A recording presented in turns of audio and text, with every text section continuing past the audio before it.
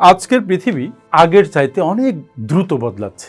AI অনেক ক্ষেত্রে মানুষের কাজগুলোকে রিপ্লেস করছে। ভয়ের ব্যাপার হচ্ছে এই রিপ্লেস করার গতি অত্যন্ত দ্রুত। একসময় একটা কাজ আপনি শিখলেন, সেই কাজ দিয়ে সারা জীবন চলতে পারতেন। এখনকার বাস্তবতা ভিন্ন। আপনি একটা কাজ শেখার পাশাপাশি যদি নিজেকে প্রতিনিয়ত আপডেট করতে না থাকেন, তাহলে একসময় যে আপনি অবসলিট হয়ে যাবেন, অচল হয়ে যাবেন। 10 বছর আগে যে দক্ষতাগুলো মানুষকে সফল করত, এখন সেই দক্ষতাগুলো মানুষকে সফল করতে পারছে না। তবে কিছু কিছু দক্ষতা আছে, যে দক্ষতাগুলো যদি আপনার থাকে, যে দক্ষতাগুলোর চর্চা যদি আপনি করতে থাকেন, তাহলে আপনি কখনো পুরনো হবেন না। আপনি সারা জীবন টিকে থাকতে পারবেন। প্রযুক্তি যত বদলাক, অর্থনীতি যত বদলাক, রাজনৈতিক প্রবাহ, পরিবেশ যত বদলাক, আপনার জন্য কোনো সমস্যা হবে না। আজকে আমি সেরকম কয়েকটা দক্ষতার কথা আপনাদের সাথে শেয়ার করতে চলেছি। তার আগে আপনি একটু লিখুন যে আপনি কোন কাজে দক্ষ। দেখা যাক যে দক্ষতাগুলোর কথা আমি আলোচনা করব তার মধ্যে আপনার দক্ষতাটা পড়ে কিনা। চলুন জেনে নেই কোন সে দক্ষতা যেগুলো আপনাকে সারা জীবন বাঁচিয়ে রাখবে।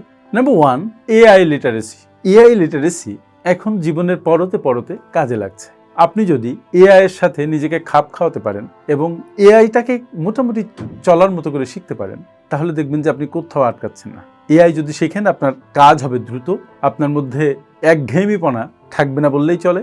আর সবচেয়ে বড় কথা হচ্ছে, এআই ভালো করে শিখলে আপনি অনেক শক্তি এবং সময় বাঁচাতে পারবেন। এআই শেখার জন্য কিন্তু খুব বেশি টেকনিক্যাল ব্যাকগ্রাউন্ড যে থাকার দরকার আছে এমনটি নয়। আপনি শুধু মনোযোগী হলেই হয়, আপনার মোটামুটি জ্ঞান থাকলেই হয়।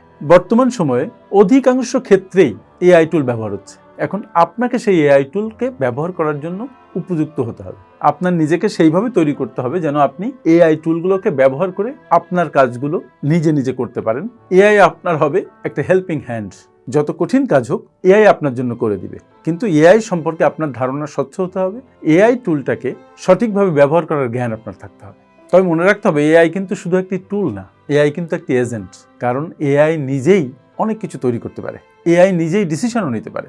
যখন এআই এর জ্ঞান আপনার পুরো মাত্রায় থাকবে, তখন the world will be very easy for you. 2 number দক্ষতা, সেটা হচ্ছে অভিযোজন ক্ষমতা ও ক্রমাগত শেখা। আমি অনেক কিছু জানি, আমি সব কিছু শিখে ফেলেছি, এই যে মনোভাব, এই যে অ্যাটিটিউড, এটা আপনাকে খুব দ্রুতভাবে পেছন দিকে টেনে নিয়ে যাচ্ছে। তার মানে আপনি সারাক্ষণ পেছনে যাচ্ছেন। বর্তমান সময়ে সবচেয়ে বুদ্ধিমানের কাজ হচ্ছে নিজেকে মানিয়ে নেয়া। নিজেকে মানিয়ে নেয়ার জন্য প্রতি মুহূর্তে নিজেকে আপডেট করা, প্রযুক্তির সাথে মানিয়ে নেয়া, পরিবেশের সাথে মানিয়ে নেয়া, মানুষের সাথে মানিয়ে নেয়া, কর্মের সাথে মানিয়ে নেয়া, নিজের মধ্যে অভিযোজন ক্ষমতা তৈরি করা। আর এর জন্য বড় কাজ হচ্ছে প্রতি মুহূর্তে নিজেকে আপডেট করতে থাকা। যদি আপনি প্রতি মুহূর্তে আপডেট না করেন, নিজেকে মানিয়ে নিতে না পারেন সবকিছুর সঙ্গে, তাহলে এবছর আপনি যে কাজ করছেন, যে দক্ষতা আপনার আছে, সেই দক্ষতা, সেই কাজ সামনের বছর আপনার জন্য ভালো নাও হতে পারে, আপনার টিকে থাকতে সহায়তা নাও করতে পারে। নাম্বার 3, ফিনান্সিয়াল লিটারেসি বা আর্থিক জ্ঞান। যতদিন পৃথিবী আছে, যতদিন মানুষ আছে সেই পৃথিবীতে, ততদিন মানুষের আর্থিক লেনদেন থাকবে। ডিফারেন্ট ফরম্যাটে হতে পারে। একসময় শুধু ক্যাশ টাকায় ট্রানজ্যাকশন হতো, এখন সেটা ট্রানজ্যাকশন হচ্ছে অ্যাপের মাধ্যমে। একসময় হয়তো কাগজে নোট থাকবেই না, সব ইলেকট্রনিক নোট হয়ে যাবে। বর্তমানের আর্থিক জগৎকে ক্রিপ্টোকারেন্সি, ব্লক চেইন এগুলো দখল করে ফেলবে। তারপরও আপনার যদি আর্থিক জ্ঞান থাকে, মানি ম্যানেজমেন্ট সংক্রান্ত জ্ঞান থাকে, সঞ্চয় বিনিয়োগ সম্পর্কে জ্ঞান থাকে, তাহলে পৃথিবীর আর্থিক ব্যবস্থাপনা, আর্থিক ব্যবস্থা যতই পরিবর্তন হোক না কেন, আপনি তার সাথে খাপ খাওয়াতে পারবেন। কিন্তু আপনার যদি ফিনান্সিয়াল লিটারেসি না থাকে, তাহলে কোনো অবস্থার সাথে খাপ খাওয়ানো আপনার জন্য দুরূহ। দেখবেন আপনি কাজ করছেন, অনেক টাকাও আয় করছেন, কিন্তু কিছুই থাকছে না, কারণ আপনার ফিনান্সিয়াল লিটারেসি নাই, আপনি মানি ম্যানেজমেন্ট সম্পর্কে খুবই পুয়ার। এই জন্য আপনি আর্থিক লিটারেসি শিখবেন।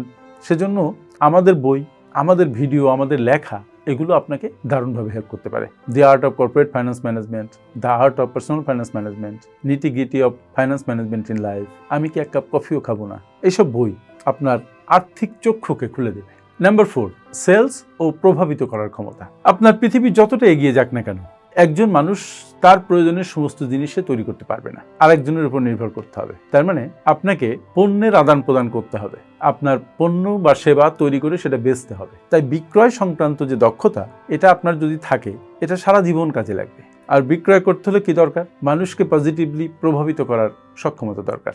আমি সবসময় বলি, যারা বিক্রয় কর্মী বা যারা ব্যবসায়ী, তারা যেহেতু মানুষদের সাথেই সমস্ত দ্রব্য বা সেবার লেনদেন করেন, মানুষের সাথেই কাজ করেন, মানুষের সাইকোলজি সম্পর্কে তার জানা দরকার। তার মানে মানুষকে বুঝতে হবে। আপনি যাই করুন না কেন, আপনার মানুষকে বুঝতে হবে, মানুষের সাথে কাজ করতে হবে। তাই যারা সেলসে দক্ষ এবং যারা মানুষকে প্রভাবিত করতে পারে পজিটিভলি, তারা কখনো বসে থাকবে না। They will work. তাদের কাজ সবসময় থাকবে এবং তারা টিকে থাকবে কাদের মতো? তেলাপোকার মতো। 5 নম্বর দক্ষতা, নেটওয়ার্কিং। আমরা সবসময় বলি যে নেটওয়ার্ক ইজ ইউর নেটওয়ার্থ। তার মানে আপনার নেটওয়ার্কিং যত বেশি, আপনার সম্পদের পরিমাণও তত বেশি। সবার কি তাই? নো। অনেকেই নেটওয়ার্কিংকে কাজে লাগাতে পারেন না। আপনার নেটওয়ার্কে যারা আসবে, যাদের সাথে আপনার পরিচয় হবে, তাদের অনেক প্রয়োজন আছে। সেই প্রয়োজন আপনাকে মিট করতে পারতে হবে এবং সেই মিট করার জন্য তাদের সাথে একটা জুৎসই রিলেশনশিপ গড়ে তুলতে হবে, বিশ্বস্ততার একটা রিলেশনশিপ তৈরি করতে হবে। এই যে রিলেশনশিপ তৈরি করা এবং সেটা মেনটেইন করা, দ্যাট ইজ নেটওয়ার্কিং, এটা যে দারুণ একটা দক্ষতা, এটা অধিকাংশ ক্ষেত্রেই মানুষ অবমূল্যায়ন করে। কিন্তু আমি মনে করি যে মানুষের নেটওয়ার্কিং করার ক্ষমতা যত বেশি এবং নেটওয়ার্কিংকে অ্যাসেটে কনভার্ট করার সক্ষমতা যত বেশি, সে তত দক্ষ মানুষ। এই দক্ষতা আজীবন মানুষের লাগবে, কারণ পৃথিবীতে মানুষ সারা জীবনই মানুষের সাথে কাজ করবে। নাম্বার 6, সময় ব্যবস্থাপনা নয়, অগ্রাধিকার ব্যবস্থাপনা। তার মানে বলছে টাইম ম্যানেজমেন্ট না, প্রায়োরিটি ম্যানেজমেন্ট। আমাদের সবার জন্য সময় কিন্তু 24 ঘন্টা। এই 24 ঘন্টায় কে কতটা ফ্রুটফুলি ব্যবহার করলো, কতটা ডিসিপ্লিন ওয়েতে ব্যবহার করলো, তার উপরে নির্ভর করে তার সার্থকতা, তার সফলতা। অধিকাংশ মানুষ সময় ব্যবস্থাপনা করতে চেষ্টা করে, কিন্তু প্রায়োরিটি ম্যানেজমেন্ট করতে না পারার কারণে সময় ব্যবস্থাপনাটাও সঠিকভাবে করা হয় না। এই জন্য কোন কাজ আপনার আগে করা দরকার, কোনটা পরে করলেও চলে, এই জিনিসটা বোঝা খুব দরকার। যে না বুঝে সে সারাক্ষণ বিজি থাকে, বাট প্রোডাক্টিভ হয় না। যারা সময়কে ম্যানেজ করতে পারে যথোপযুক্তভাবে, বিশেষ করে অগ্রাধিকার নির্বাচনের মাধ্যমে, তারা জীবনে অনেক ভালো করে এবং এই দক্ষতা যাদের আছে, তারা সার্বজনীনভাবে সব সময় অনেকের চাইতে এগিয়ে থাকবেন। Number 7, critical thinking. 2 ধরনের থিঙ্কিং আছে, অটোমেটিক থিঙ্কিং আর একটা হচ্ছে ক্রিটিক্যাল থিঙ্কিং। অটোমেটিক থিঙ্কিং হচ্ছে কোনো কিছু দেখে জাস্ট একটা অনুমান করে কিছু বলে ফেলা, আর ক্রিটিক্যাল থিঙ্কিং হচ্ছে কোনো কিছু সামনে আসলে সেটা গভীরভাবে পর্যবেক্ষণ করে, গভীরভাবে চিন্তা করে একটা ডিসিশনে যাওয়া। যার ক্রিটিক্যাল থিঙ্কিং অ্যাবিলিটি যত বেশি, সে জীবনে তত বেশি ভালো করবে, তার পেশায় তত বেশি ভালো করবে, জীবনে অনেক এগিয়ে যাবে। তাই সবসময় মনে রাখবেন যে মন যেন ক্রিটিক্যালি থিঙ্কিং করা প্র্যাকটিস করে। যারা ক্রিটিক্যাল থিঙ্কার, তারাও আজীবন টিকে থাকবেন। Number 8, public speaking. অধিকাংশ মানুষ পাবলিক স্পিকিংয়ে খুবই পুয়ার। বাসায় পটর পটর করে, কিন্তু লোকজনের সামনে কথা বলতে গেলে গলা দিয়ে স্বর বের হয় না। একসময় আমিও যদি পাবলিক স্পিকিং করতে যেতাম, গা ঘামা শুরু হতো এবং হাত পা কাঁপতে থাকতো। এখনও যখন পাবলিক স্পিকিং করতে যাই, প্রথমে একটা অস্বস্তি কাজ করেই, আস্তে আস্তে ঠিক হয়। এই যে শব্দ দিয়ে মানুষকে মোহিত করে রাখা, শব্দ দিয়ে মানুষের অন্তরে প্রবেশ করা, কথা বলে মানুষকে ইনফ্লুয়েন্স করা, এটা দারুণ একটা দক্ষতা। এই দক্ষতা যার থাকবে, সেও জীবনে পিছিয়ে পড়বে না। এই দক্ষতার জন্য যেটা আপনার করা দরকার, প্রবল ডিজায়ার মনে ধারণ করা, কি বলবেন সেটা ঠিক করা এবং বলতে শুরু করা। আমি যখন ছোটবেলায় ধান ক্ষেতের বা পাট ক্ষেতের সামনে দাঁড়িয়ে একা একা কথা বলতাম, ডেল কার্নেগির বই আমাকে খুব উদ্বুদ্ধ করেছিল। আপনিও যদি মনে সাহস নিয়ে কথা বলা শুরু করেন, প্রথমে একা একা আয়নার সামনে অথবা গাছপালাকে শ্রোতা বানিয়ে, একসময় দেখবেন যে আপনি ভালো পাবলিক স্পিকার হয়ে উঠেছেন। এই পাবলিক স্পিকিং ক্যাপাসিটি আপনাকে অনেক দূরে এগিয়ে যেতে সহায়তা করবে এবং সারা জীবন এই দক্ষতা কাজে লাগবে। Number 9, digital marketing. মার্কেটিং সবসময় খুবই গুরুত্বপূর্ণ ব্যাপার। মার্কেটিং নিয়ে আমি একটু কথা বলেছি, কিন্তু বর্তমান সময়ে ডিজিটাল মার্কেটিং এক অপ্রতিরোধ্য মার্কেটিং সিস্টেমের নাম।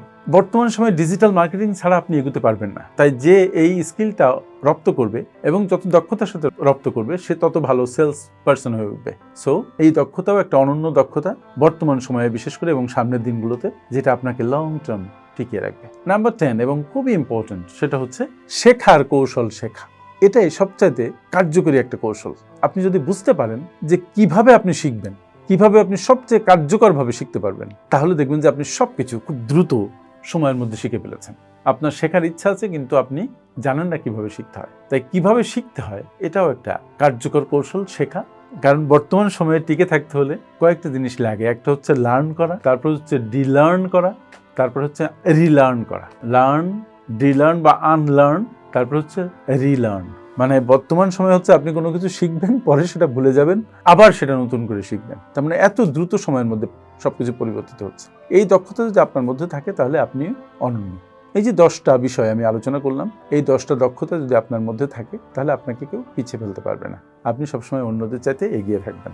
এবার কমেন্টে জানান আপনাদের কার কোন দক্ষতা আছে এই 10টার মধ্যে, যে দক্ষতাগুলো আপনাকে সামনে এগিয়ে যেতে দুর্দান্তভাবে হেল্প করবে। থ্যাংক ইউ ভেরি মাচ আমার সাথে এতক্ষণ থাকার জন্য।